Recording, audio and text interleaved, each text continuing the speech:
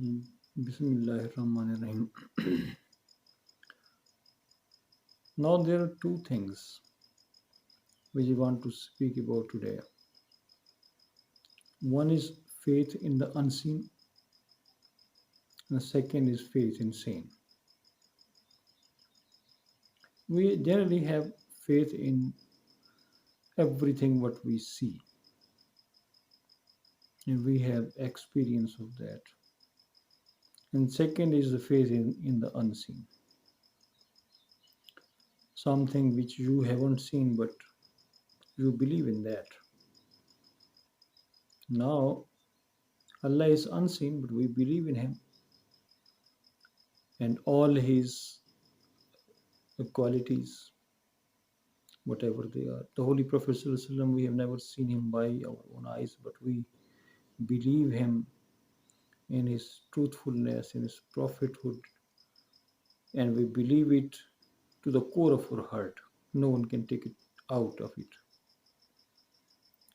So, the belief in the seen and belief in the unseen uh, promises of Allah subhanahu wa ta'ala and the Holy Prophet ﷺ, and the unseen sayings of the Holy Prophet ﷺ and unseen sayings of Allah subhanahu wa ta'ala. We believe in that. Now, the question is how much do we believe? In our heart, how much that has set in and gone into the depth and has reached to its core and has sit in the lowest and deepest fathoms of our hearts. This is the test. Now I am giving you the example that Allah subhanahu wa ta'ala says, Yamhaqullahu riba wa yurbis sadaqat. Allah subhanahu wa ta'ala increases the charity, sadaqah, and destroys interest. Outer eyes are seeing that on interest, $1 becomes doubled, and then where you're giving charity, you have given $100 or even a single dollar that has gone from removed from your pocket and will never return. These are eyes are seeing. But Allah is saying that this will not be doubled, but Allah will give 10 times more in this world and 70 times in the hereafter. One is that never ever will return to our pocket. The other is that it will return 10 times after becoming 10 times into your pocket. Now Allah says, and the Holy Prophet says that it will return becoming 10 times, and on the other hand, your own eyes experience says that it will never return. On the other hand, you have given $100, it can become 200 or 300, can be doubled and tripled when you have put it upon interest. Now these are two beliefs. One, something our eyes are seeing. One is that the Holy Prophet Allah subhanahu wa ta'ala is saying. One is belief in our eyes, the other is belief in the saying of the Holy Prophet and saying Allah subhanahu wa ta'ala. Now where our trust lies, this can you ask from your own heart, and everyone can judge himself. And this is Iman, and this is faith. Hazrat Ali Razil giving an example, Hazrat Ali Razil gave one pomegranate in charity. He had brought it for his wife. Thereupon came a person upon the door, and he knocked at the door and said that I am hungry and I want something. The Holy Prophet Hazrat Ali Razil gave that pomegranate, and Bibi Fatima Razil gave that away in charity. And Hazrat Ali Razil was sitting outside when they came a Sahabi and told Hazrat Ali Razil that the Holy Prophet have given pomegranates for you and Hazrat Fatima radiallahu ta'ala anha. Hazrat Ali asked him, how much are these? He said that these are 9. Hazrat Ali said, then these are never for us. You are you have mistakenly come to me. Might be that there is some other Ali and Fatima for whom the Holy Prophet ﷺ has sent you to give these pomegranates. But he said that I am coming from the Holy Prophet ﷺ and he has sent me to you, Ali and Fatima, his daughter. Hazrat said, no, these are not ours. Sahabi asked, why are you saying? He said that because over here the count is not perfect.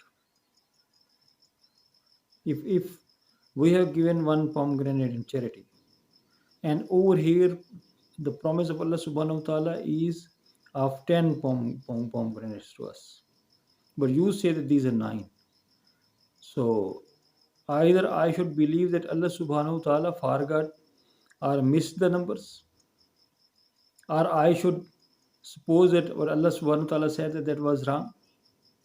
I can't suppose both of these things. What Allah said is right, and Allah can never forget or miss the numbers. So the numbers should be complete, and those are 10. One, Allah subhanahu we gave one, now Allah subhanahu wa ta'ala will give us 10. You say that these are 9. Then he took the other one which he had hidden with himself and said that I wanted to keep it by myself because the Holy Prophet ﷺ had given these pomegranates. I wanted that this barakah should I get from this pomegranate. Only one I wanted to keep for myself. So these are actually 10 which the Holy Prophet ﷺ sent, but I wanted to keep one for myself. Upon this, Hazrat said, now it's okay. These are ours. So the numbers even can't miss. Okay. Hazrat the other incident is that Hazrat Bibi Fatima radiallahu ta'ala anha gave 6 dirham to Hazrat, said that take it and after that bring something from market. So upon this there came someone asking for something upon the door. So these 6 dirham both wife and husband gave in charity.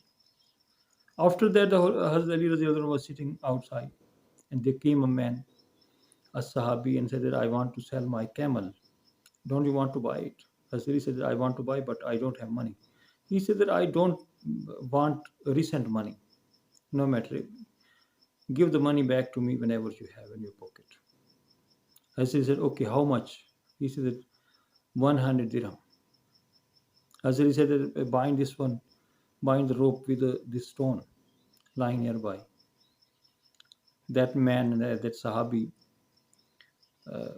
made that camel stay over there. And after that, there came another person over there. And he said that, whose camel is this? Hazrat said, this is mine. Yes, I want to sell it. Hazrat said, I want to sell it, but I want to get this money in hand. He said that I give money in hand.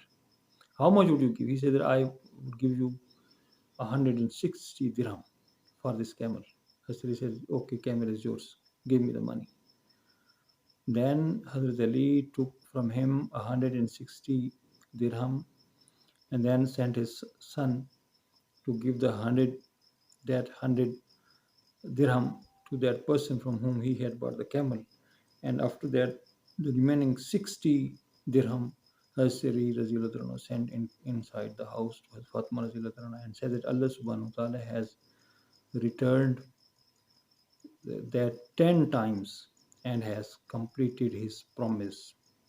These are the 10 times money which you had given in charity. So Allah subhanahu wa ta'ala returns it in time and in figure. This is our faith. And Allah says it. So 10 times you give $1 and Allah will give you 10. You give $10, Allah will give you 100. You give $100, Allah will give you 1,000. You give 1,000, Allah will give you 10,000.